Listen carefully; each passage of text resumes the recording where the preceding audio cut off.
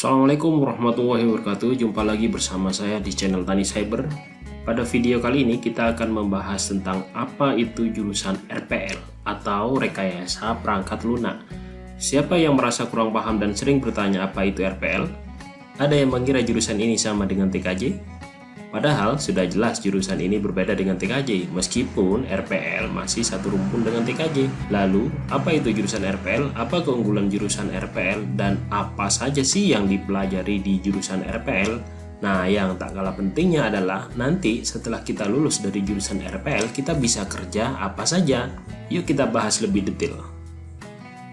RPL adalah singkatan dari Rekayasa Perangkat Lunak dan merupakan sebuah jurusan yang ada di Sekolah Menengah Kejuruan atau SMK yang masih satu rumpun dengan Teknik Komputer dan Jaringan serta Multimedia di program keahlian Teknik Komputer dan Informatika.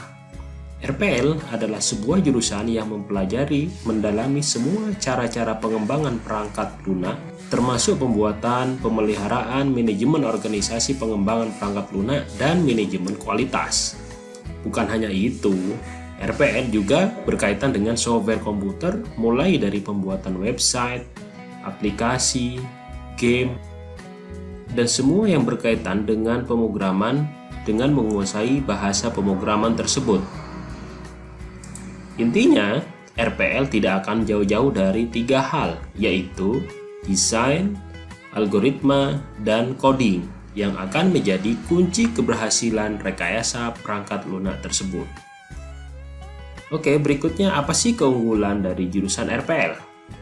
Yang pertama adalah bahwa RPL nanti akan mampu bekerja di berbagai bidang karena sudah dibekali dengan berbagai ilmu dan pengetahuan.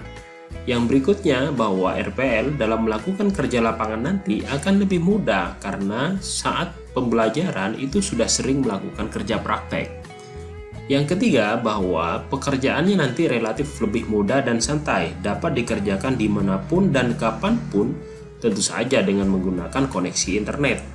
Yang berikutnya adalah bahwa RPL nanti lebih terdepan daripada jurusan-jurusan yang lainnya, karena jurusan RPL lebih mengerti dan mendalami berbagai teknologi informasi yang terkini dan terbaru. Yang berikutnya bahwa jurusan RPL itu juga akan memahami tentang fungsi komponen-komponen komputer serta bisa merakit komponen-komponen komputer tersebut. Kemudian apa saja sih yang dipelajari di jurusan RPL ini? Nah, sebetulnya RPL atau Rekayasa Perangkat Lunak itu gampang, tidak jauh-jauh dari tiga hal, yaitu coding, desain, dan algoritma. Nah, ditambah satu lagi yaitu tentang komputer jaringan dasar. Jadi nanti di RPL akan dipelajari tentang merakit PC dan laptop, kemudian membuat jaringan-jaringan komputer dasar, kemudian membuat konfigurasi jaringan WiFi, dan sebagainya. Yang kedua adalah coding, kemudian yang ketiga adalah desain, kemudian algoritma. Nah, di dalam coding, desain, dan algoritma tersebut masih ada poin-poin penting di RPL atau Rekayasa Perangkat Lunak ini yang harus dipelajari. Inilah poin-poin atau yang harus dipelajari dalam Rekayasa Perangkat Lunak. Yang pertama adalah desain. RPL akan dipelajari tentang desain. Desain ini nanti akan digunakan untuk mendesain tampilan atau antarmuka dari website, kemudian antarmuka dari game, aplikasi desktop, maupun aplikasi Android.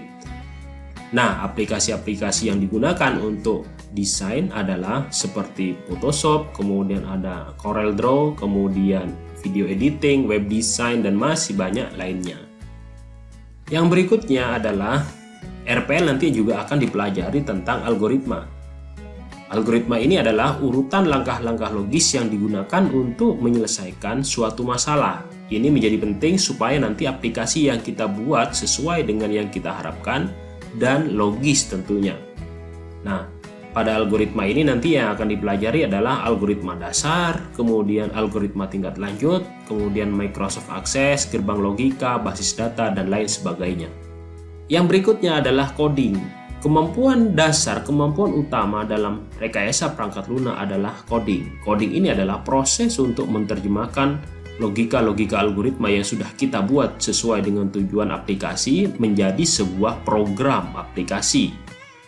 Dalam coding ini nanti akan ada banyak bahasa pemrograman yang bisa kita gunakan sesuai dengan kemampuan dan kebutuhan. Misalkan di sini seperti pemrograman bahasa Pascal, bahasa C, bahasa C++, bahasa Java, pemrograman bahasa Python, kemudian Delphi, PHP dan MySQL, JavaScript, Ajax, web server, HTML, kemudian CSS, dan masih banyak aplikasi atau bahasa-bahasa pemrograman lainnya. Oke, ini adalah hal penting yang harus kita ketahui. Banyak yang bertanya jurusan RPL nanti kalau lulus itu mau kerja apa? Apa saja sih lowongan-lowongan kerja dari lulusan SMK jurusan RPL ini? Berikut adalah daftar peluang kerja jurusan RPL. Ada developer IT.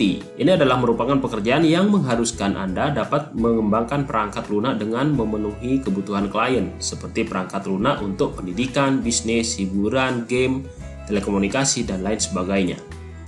Programmer. Ini adalah membuat program sebagai perangkat lunak dari komputer untuk memudahkan fungsi tertentu.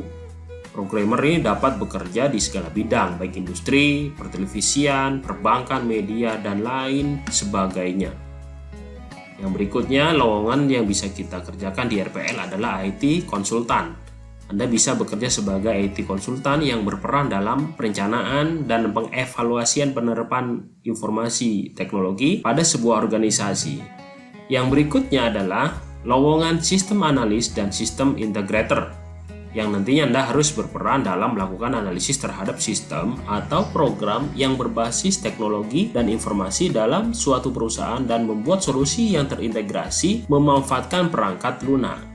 Yang berikutnya, lowongan yang bisa diambil adalah database engineer atau database administrator. Ini berperan dalam perencanaan pemeliharaan basis data, termasuk data warehouse.